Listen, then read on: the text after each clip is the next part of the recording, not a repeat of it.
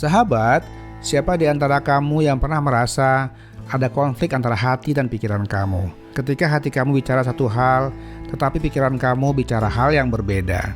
Akibatnya, kamu jadi bingung, mau ikuti kata hati atau ikuti pikiran kamu. Tenang saja, ini adalah hal yang lumrah dalam kehidupan kita sehari-hari. Tapi tahu nggak kamu, bahwa keselarasan antara hati dan pikiran adalah kunci untuk mencapai kesuksesan dan kebahagiaan yang sejati. Di video kali ini, kita akan jelajahi bagaimana kita bisa menyelaraskan antara hati dan pikiran kita untuk mencapai kesuksesan dan kebahagiaan dalam hidup kita. Selamat datang sahabat di channel Sukses Bahagia bersama Lesmana. Konflik antara hati dan pikiran seringkali muncul dalam berbagai situasi, mulai dari memilih karir, hubungan, hingga keputusan kecil sehari-hari. Kenapa sih hal itu bisa terjadi? Hati dan pikiran kita tidak selalu selaras, karena keduanya memiliki fungsi yang berbeda.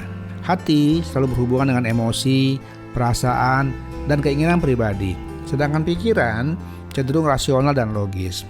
Konflik antara hati dan pikiran bisa terjadi ketika emosi dan logika saling bertentangan.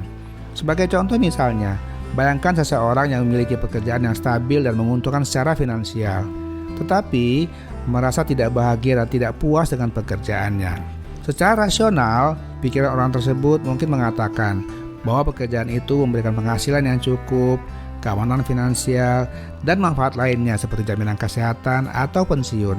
Namun, hati mereka mungkin merasa kosong, tidak bermakna, karena pekerjaannya tidak memuaskan secara emosional. Dalam situasi ini, ketidakselarasan antara hati dan pikiran dapat menyebabkan ketegangan internal. Konflik antara hati dan pikiran semacam ini bisa menghasilkan stres, kegelisahan, atau perasaan tidak puas. Meskipun secara rasional, pekerjaan itu terlihat baik, namun kebutuhan emosional yang tidak terpenuhi bisa membuat seseorang merasa tidak bahagia atau bahkan kehilangan arah dalam hidupnya. Konflik antara hati dan pikiran bisa memiliki berbagai akibat, baik secara emosional maupun fisik. Sebelum kita bahas cara mengatasinya, mari kita bahas dulu dampak yang mungkin terjadi ketika hati dan pikiran tidak selaras. Dampak yang pertama seringkali menyebabkan stres dan kegelisahan. Karena kamu mungkin merasa terjebak dalam pengambilan keputusan yang sangat sulit. Kamu ingin ikuti perasaan kamu atau pikiran kamu, karena kamu tahu kedua-duanya penting. Kemudian bisa menghasilkan perasaan ketidakpuasan dengan keputusan yang kamu ambil. Ini bisa terjadi karena keputusan itu mungkin tidak sesuai dengan apa yang benar-benar kamu inginkan dalam hati. Atau mungkin kamu merasa seharusnya mengikuti pikiran kamu lebih dari hati kamu. Dampak selanjutnya adalah bisa membuat kamu merasa bingung dan terganggu. Akibatnya, kamu akan kesulitan untuk berkonsentrasi pada apa yang perlu dilakukan dan kehilangan semangat untuk mencapai tujuan kamu. Yang berbahaya adalah jika ketidakselarasan antara hati dan pikiran tersebut berlanjut tanpa penyelesaian. Hal ini bisa berdampak negatif pada kesehatan mental kamu, meningkatkan risiko gangguan seperti depresi atau kecemasan. Jadi, apa yang sebaiknya kita lakukan? Yang terbaik adalah kita harus berlatih untuk bisa menyelaraskan antara pikiran dan hati kita.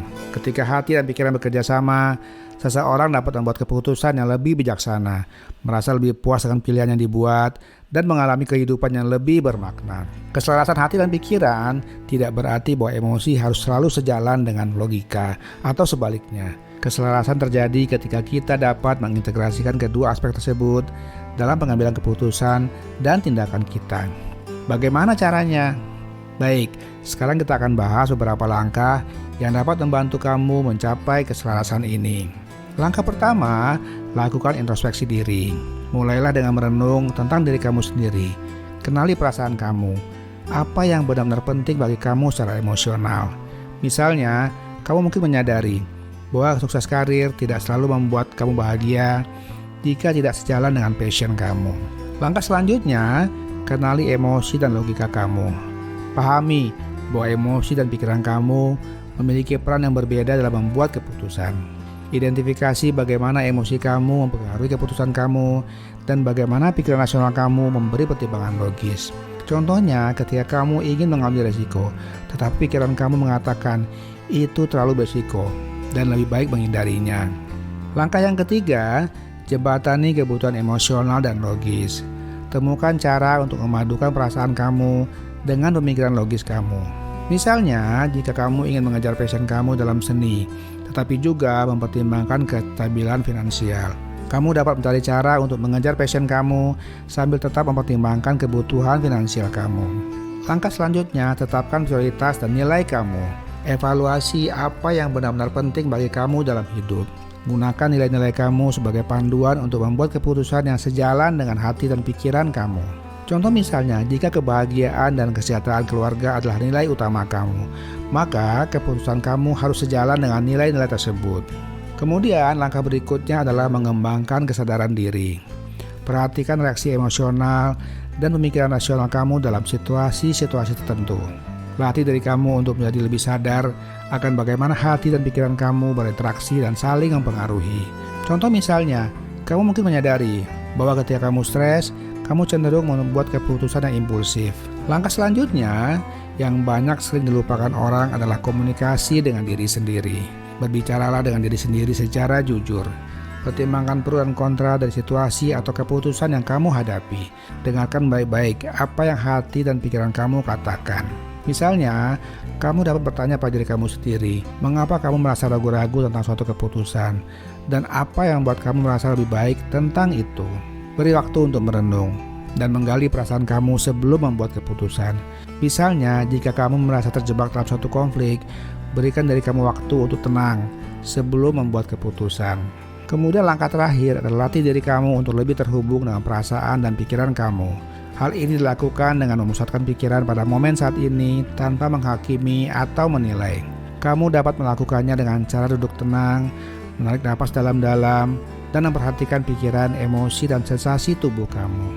Dengan berlatih mindfulness secara teratur, kamu dapat menjadi lebih sadar akan apa yang terjadi dalam diri kamu. Dan kamu akan bisa mengelola perasaan dan pikiran kamu dengan lebih baik. Sahabat, mencapai keselarasan hati dan pikiran bukanlah sesuatu yang selalu mudah dicapai dan bisa memakan waktu.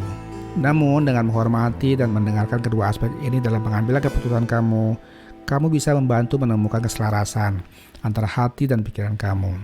Jadi sahabat, mari kita berusaha untuk mencapai keselarasan ini satu langkah pada satu waktu menuju hidup yang lebih memuaskan dan bermakna. Terima kasih sahabat telah menonton video ini.